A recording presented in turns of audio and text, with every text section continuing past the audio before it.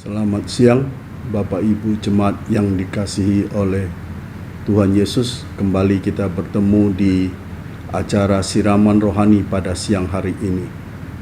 Harapan dari saya, Bapak Ibu dalam keadaan baik, sehat senantiasa, dan setiap langkah kehidupan Bapak Ibu diberkati oleh Tuhan Yesus Kristus.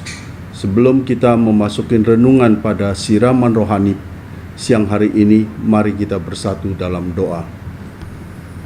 Tuhan, terima kasih Tuhan untuk siang hari ini ya Tuhan, di mana kembali kami boleh berjumpa dalam siraman rohani siang hari ini ya Tuhan. Biarlah apa firman Tuhan yang disampaikan boleh menjadi berkat bagi kami, juga boleh menjadi kekuatan di dalam kami menghadapi setiap pergumulan hidup kami ya Tuhan. Terima kasih Tuhan, kami serahkan siraman rohani pada siang hari ini hanya dalam satu nama yang indah, Yesus Kristus yang termanis buat jiwa kami.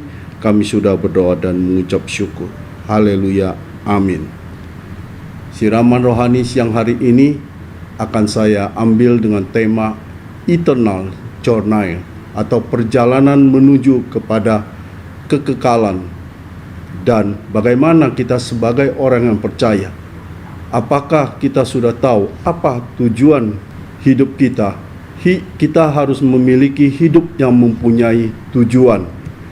1 Petrus 2 ayat 11. Saudara-saudaraku yang kekasih, aku menasehati kamu supaya sebagai pendatang dan perantau, kamu menjauhkan diri dari keinginan-keinginan daging yang berjuang melawan jiwa. Dari 1 Petrus 2 ayat 11 ini, kita diingatkan bahwa kita meyakini bahwa hidup kita di dunia ini hanyalah sementara, dan di dalam kesementaraan yang ada, kita harus melihat sekelilingan kita. Apa tujuan Tuhan menyelamatkan kita sebagai umat yang telah dipilihnya untuk mencari orang-orang yang hilang. Keselamatan bukan hanya milik kita sendiri. Seharusnya kita memandang ke sekeliling kita, masih banyak orang yang masih belum mengenal Yesus Kristus. Menganggap diri kita yang merupakan seorang musafir atau seorang pendatang yang tidak mempunyai tujuan untuk menetap, tetapi terus berjalan dalam ke arah yang terang kasih karunia Tuhan, yang mau belajar melonggarkan genggaman pada hal-hal yang duniawi, memfokuskan diri pada hal-hal kerajaan sorgawi. Terus merindukanlah kehadiran Tuhan dalam hidup kita. Mempunyai disiplin dalam membaca firman Tuhan tidaklah mudah. Seringkali rutinitas dan kesibukan menjadi penghambat yang tak terelakkan. Dan hal yang kedua yang harus kita perhatikan, supaya bagaimana kita mempertahankan perjalanan menuju hidup kita menuju kepada kekekalan adalah kuat dalam menghadapi setiap masalah yang dihadapi. 1 Korintus 15 ayat 19.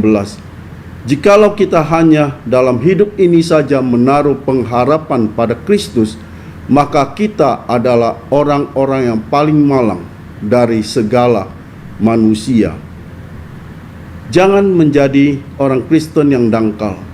Kita tidak akan bertahan di bawah penganiayaan, tidak bisa bertahan di dalam mengalami godaan-godaan untuk mengikuti keinginan daging. Jangan kita menjadi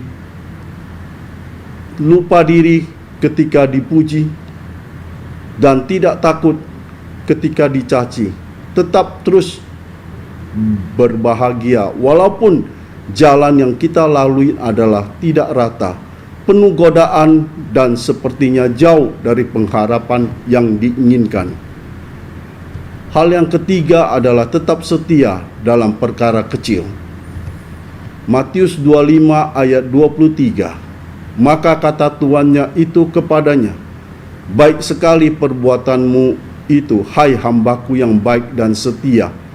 Engkau telah setia memikul tanggung jawab dalam perkara yang kecil. Aku akan memberikan kepadamu tanggung jawab dalam perkara yang besar. masuklah dan turutlah dalam kebahagiaan bersama Tuhanmu. Lukas 16 ayat 10. Barang siapa setia dalam perkara-perkara kecil, ia setia juga dalam perkara-perkara besar. Dan barang siapa tidak benar dalam perkara-perkara kecil, ia tidak benar juga dalam perkara-perkara besar. Dalam Lukas 16 ayat 10 ini, ajaran Yesus dalam Lukas 16 ayat 10 ini mengutamakan isi karakter kita. Mereka yang dapat dipercaya dalam hal-hal yang kecil akan dipercaya pada hal-hal yang lebih besar. Mereka yang setia pada hal-hal yang diberikan akan diberikan kesempatan yang lebih setia lagi.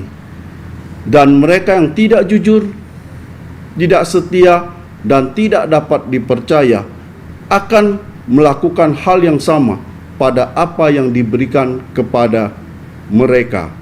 Pada akhirnya tidak penting bagi Tuhan Yesus apakah kita sukses secara finansial dalam hidup ini.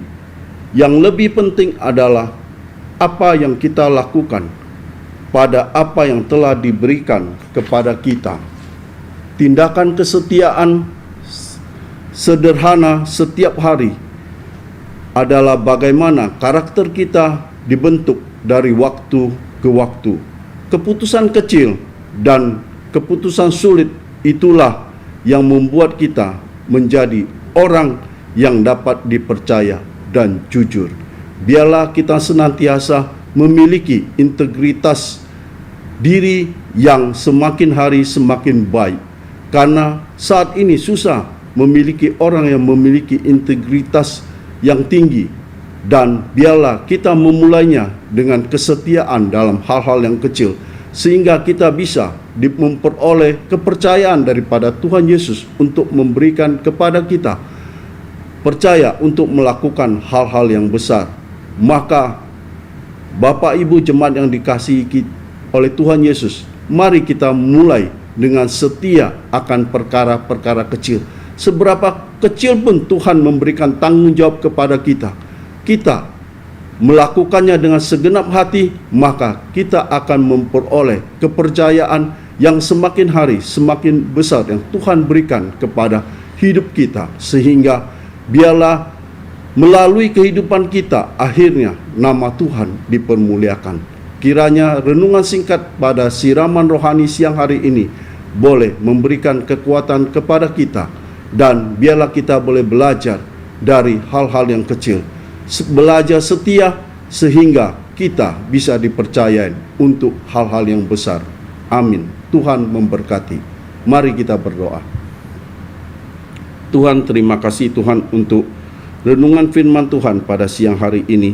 Biarlah renungan ini boleh memberikan kami satu pelajaran. Biarlah kami belajar dari kesetiaan untuk hal-hal yang kecil, sehingga kami boleh memperoleh kepercayaan yang semakin hari semakin besar yang Tuhan berikan kepada kami. Terima kasih ya Tuhan. Biarlah renungan ini boleh memberikan kami kekuatan dan juga boleh memberikan kami pelajaran bahwa segala sesuatu biarlah kami belajar dari kesetiaan yang kecil.